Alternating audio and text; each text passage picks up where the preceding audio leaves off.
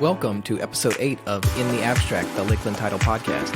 I'm your host, Bryan Jeansonne, the founder and owner of Lakeland Title. And for this episode, I wanted to talk to you about why you always should have a realtor in a real estate transaction. Whether you're buying or selling commercial or residential property, it's my firm belief that you're always better served if you have a realtor there to assist you with the transaction. Because for most people, you're not buying that much real estate on a day-to-day basis, or even, within a year. You're buying, maybe 2, 3, maybe 4 houses in your lifetime, or you're buying, a couple commercial properties maybe, but you're not doing this as much as realtors are. You're not doing it every day like a realtor is. And so I'm going to go into some of the reasons why I think it's just vitally important that you have a realtor there to look out for you and to help you along the way. So I'm going to start off with residential transactions, but then I'm going to go into commercial after that. So for residential transactions, if you're a buyer, you're most likely already paying for the cost to have your own buyer's agent. Now, what I mean by that is if a property is listed with a realtor already, that realtor has agreed to list that property for a certain listing commission. So usually 5 to 6%, somewhere in that range. So if a buyer comes along and that buyer is represented by their own buyer's agent, that listing agent will split that 5 or 6% with that other agent. If somebody comes along and buys the property and is not represented by a buyer's agent, then that listing agent will just get to keep that entire 5 or 6%. So the money's being paid. The seller has already contractually agreed to pay that commission regardless. So it's not costing you anything as a buyer to have your own representation. And even if a property is for sale by owner, meaning there's no listing agent on it, you can still ask the buyer if they're willing to pay a buyer's agent commission, which would be that same either 3% or 2.5%, depending on what's negotiated. So you can ask the seller to pay for that so that you can have that representation in the deal.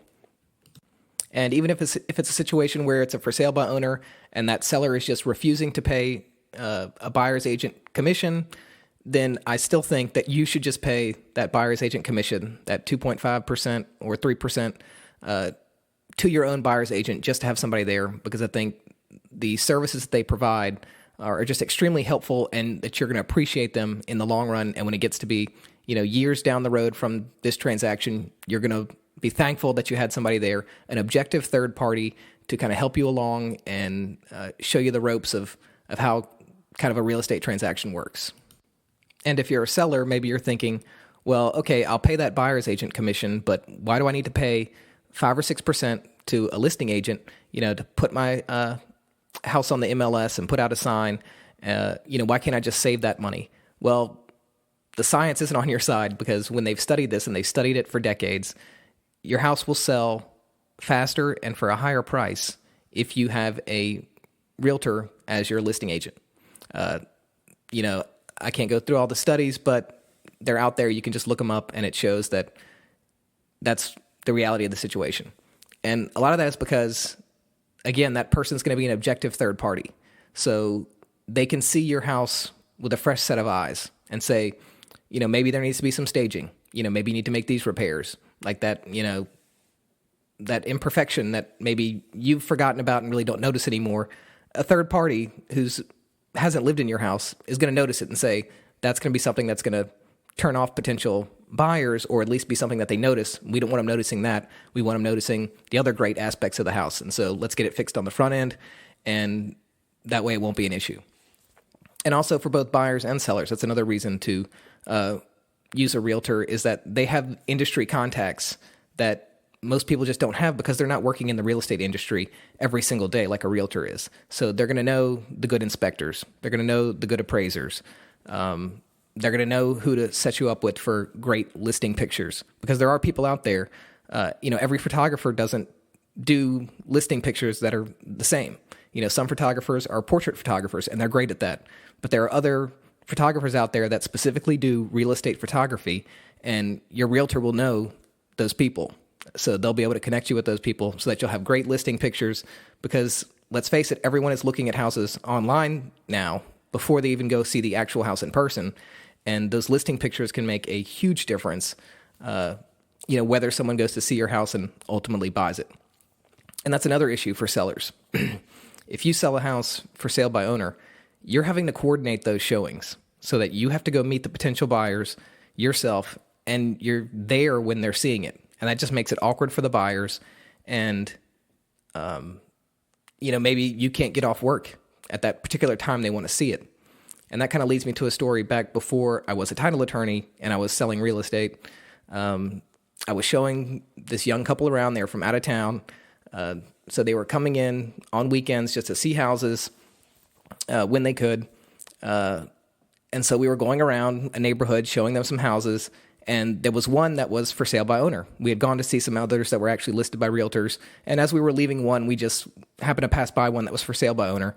And so we called the number to see, can you, show us the house? Can we arrange a time? Well, it so happened that owner couldn't make it work in his schedule that worked with us. And so we never saw that house. And so they ended up buying another house. Who knows? Maybe they would have seen that house and maybe they would have liked the house and bought it on the spot. We'll just never know because they never got to see it because it just couldn't work out. Whereas if that house was listed, they would have had a realtor there who could have said, yes, it's on a lockbox. You can go ahead and show it, or, it'll be ready for you to show at this time. And that realtor could go over and get it ready to show to those potential buyers. And so you just kind of miss out on a lot of potential sales just from that logistical aspect of you as a for sale by owner having to coordinate all the showings yourself. But outside of the aspects of coordinating showings and putting the property on the MLS and making sure the listing pictures look great and, pricing it right and those kind of things, they're also actively marketing that property for you. So while you're off at work, they're contacting other agents in the area to say, I have this listing. Do you have any buyers that need it? Do you know anyone that might want this property? They have networks of flippers and investors. If that's the kind of property that you're selling, if it might be right for them, they know those people, or they know the agents who work with those kind of people. And so they're out there telling people about your listing so that it's getting the most exposure possible. And it's more exposure than it would get just on, a FSBO site or one of these other sites out there, because they're talking to people in the industry every single day. And so they could overhear someone say, I'm trying to find this for these people. And they could, overhear that and chime in, oh yeah, I've got, a new listing that just came on yesterday that might be perfect for them. And they can kind of direct people to you that you wouldn't have found otherwise if you were just doing it for sale by owner. So that's, one of the other many reasons why you should have a residential realtor. Another aspect is the contract aspect. So when you buy or sell a house, there's going to be a purchase agreement involved. When someone wants to buy it, they're going to sign a purchase agreement.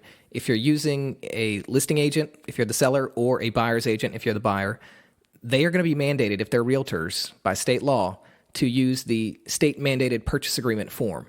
Now, this form can be modified through addenda, but the form itself, the basic form, even if you're just using that, it's a pretty good form, and it offers some pretty great protections for both buyers and sellers. So, the real estate commission deals with this form all the time. They're constantly making tweaks to it to make it better and just more workable. And so it's a pretty great form that offers a lot of great protections. And that's the form that will automatically be used if you have a realtor involved because they're legally required to. But that's a great form because you don't have to worry about coming up with your own purchase agreement form. You don't have to worry about hiring a lawyer to do that for you or making a mistake if you come up with your own form. And so that's one of the great aspects of using a realtor and something that can really help out. And another thing is just access to industry data.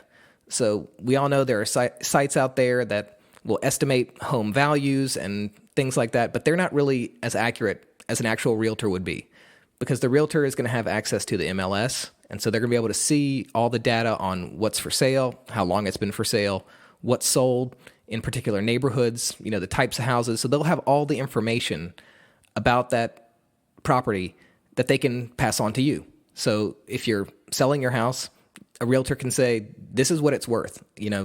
That may be different than what you think it's worth in your head, but this is what the data that I have, and I can show it to you. It's from the MLS of what's sold before, And so they can kind of show you so that you don't overprice your house or underprice it. That's a big problem when you're trying to do this on your own, is that you're either going to list your house for too little or too much. So it's either going to either sell too quickly, or you're going to be shortchanging yourself, or it's going to sit on the market because it was priced too high and people didn't even bother going to see it. Or if you're a buyer, you may offer too much and overpay for a house, and it may end up not appraising for the price that you need it to. And going back to the purchase agreement aspect of the real estate transaction, realtors will have negotiating skills because they're negotiating real estate transactions all the time. And they're an objective third party, as I've said before. So they can negotiate in kind of a different way than either a buyer or seller would, because they're kind of emotionally uninvolved. You may have an emotional connection to the house because you're living there, it's your house when you're selling it. Or if you're a buyer, this may be your dream house and you've fallen in love with it, and that can cloud your judgment and make you negotiate differently than an objective third party would. Also, if you're not in the real estate industry, you're not negotiating real estate transactions every day like a realtor is. And so there are just kind of different nuances and aspects that you're just not going to know as someone who's not doing it every day. And so that's another advantage to having a realtor on your side. And then there's just the general paperwork aspect. There are a lot of forms and a lot of paperwork that go along with a real estate transaction, and realtors have to have all that paperwork completed. So everything has to be signed, all the I's have to be dotted, all the T's have to be crossed, because there are rules that mandate, there are license laws for realtors that mandate that they have to keep track of all these forms. And also their brokerages make them, get all this paperwork in order as part of the transaction. And that's something that, a regular person's just not going to be required to do.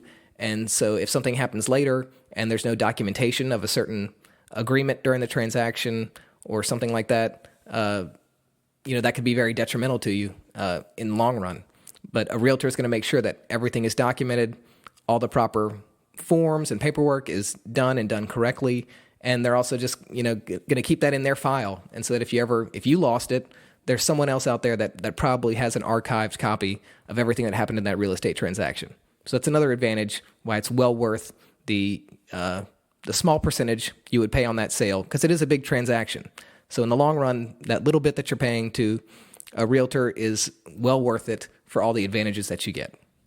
Now, if we go over to the commercial side of things, if you were to buy or sell a commercial property, then I would say you definitely need a realtor. I mean, the realtor's value is even greater in a commercial transaction, because commercial transactions are very different than residential transactions. For one thing, there are not as many regulations on commercial transactions as there are on residential transactions. So the world is kind of a little bit more mysterious in a lot of respects. There's a lot of the information that is available on the residential side, it's just not available on the commercial side. So a lot of sale prices are not disclosed on the commercial side, so it's really hard to tell what something sold for. And leases, if commercial leases, those are private, and so those are not disclosed. So it's really hard for a regular person to kind of know, what other properties have leased for or what other properties have sold for.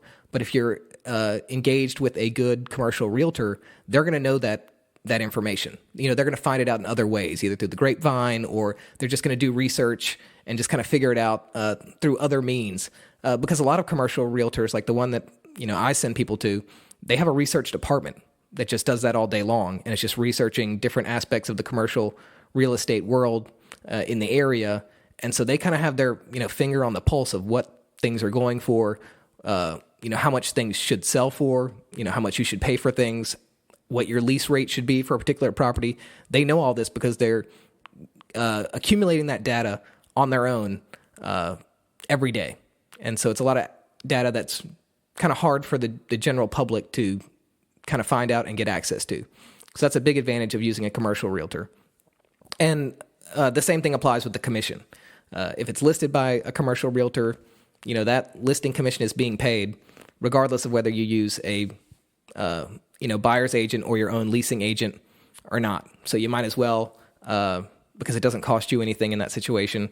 And I would be hard pressed to find even someone who is doing their own commercial leasing or selling to be unwilling to pay a buyer's agent or a buyer's leasing agent, just because it's very standard in the industry. Everyone kind of expects that they're going to be paying that anyway, so it's not a strange, unusual thing. No one expects to save that little bit of money. It's just not something in the commercial world that I've really seen happen a lot. Maybe it does, and I've just never heard of it, but it's not something I've seen. And also part of that commercial world being different is that there's no state-mandated commercial purchase agreement. So the purchase agreements are just made up between the parties, so they can kind of do whatever they want in those situations. So there's no kind of pre-made form for a commercial lease or commercial purchase agreement. So that's another good reason to have a commercial realtor on your side, because they're going to know how to deal with those kind of contracts, and they're going to know what to look for, and they're even going to have their own forms for it that they've been using over the years. And also just the terminology is different in the commercial world than the residential world. Like with a residential lease, you're dealing with the monthly rental price, whereas in commercial, you're dealing with price per square foot. So it kind of can confuse people who aren't dealing in residential commercial transactions every day. So that can be, the terminology can be a little confusing there. And also, a lot of commercial deals, either leases or purchases, will start off with a letter of intent before you get to the contract, the purchase agreement part of it. And that's something that, a lot of people just don't deal with a lot. And so that's something that they would be unfamiliar with. But your commercial realtor would know exactly what to do for a letter of intent. And then, the next steps of putting together the purchase agreement and all those kind of things. They're also going to have a network to help you out. So they're going to know commercial lenders, if that's something that you would need, or commercial appraisers, because, residential appraisers are relatively easy to find. There's a lot of them. There aren't as many good commercial appraisers out there as residential. So good commercial appraisers are a little bit harder to find, but your commercial realtor is going to know, exactly who to go to and who you want to use for those kind of things. They're also going to have, sometimes nationwide networks. So if you're trying to lease or sell a commercial property, they may know people in, Las Vegas who invest in properties all over the country who would want to buy that commercial property, and they can give them a call and say, hey, look, my client's got this property, are you interested? Or, just kind of other investors around town. So they're going to have those kind of contacts that, you may not have unless you're dealing with a whole lot of commercial property. So that's something that could be a huge advantage rather than just kind of, putting out a sign and, trying to do it yourself. So just to recap, you're going to want that realtor on your side, whether you're buying or selling, commercial or residential. You're going to want them there because they're an objective third party. They've got experience with real estate transactions. They've got the access to industry data and knowledge. They've got the negotiating skills. They know how to handle all the paperwork. They know all the terminology. They've got all the connections for the various people you might need within that transaction. And so it's well worth whatever you need to pay to have that person on your side. So again, if you're going to buy or sell any kind of property, get yourself a commercial realtor or a residential realtor. You'll be glad you did. So I hope you found this episode helpful. If you do need a recommendation for either commercial or residential realtor, please let me know. If you're someone that I don't know personally, I can give you a list of realtors that I recommend. If you're someone that I do know personally, I generally just give you one recommendation because I know your personality already, and so I know who is going to work best with you. Because that's another thing. You want to make sure that whoever you're working with is somebody that you jive with and that you work well with, and that your personalities kind of sync and you just kind of get along, because it is a big transaction. Even if you're doing a commercial deal, it's still a big transaction. And so you want someone that you feel really comfortable with. So, if I don't know you, I'll give you a list and you can interview those realtors and decide who you like. If I do know you, I'll try to pick somebody who I think would be the best fit for you. But either way, you can get in touch with me and I can refer you to whoever you need to, get in touch with so that everything works out great for you. And whether you're a first-time listener or a regular listener, hit that subscribe button so you can subscribe to the podcast so you'll get them first. Also, leave us a review. We would love a 5-star review if you want to leave us a review. If you need to find us on social media, you can find my company, Lakeland Title. You can find them on Twitter at Lakeland Title BR, or on Instagram, same thing, Lakeland Title BR, or on Facebook, facebook.com/BRclosing. If you want to find me personally, you can find me on Twitter at bjeansonne, on Instagram at bgjeansonne, and I'm also on Facebook. If you need to contact us, you can email us at podcast@brclosing.com or call us at 225-387-5005, or you can email me personally at Bryan, Bryan, at brclosing.com. So I hope y'all enjoyed this episode, and we'll see y'all next time.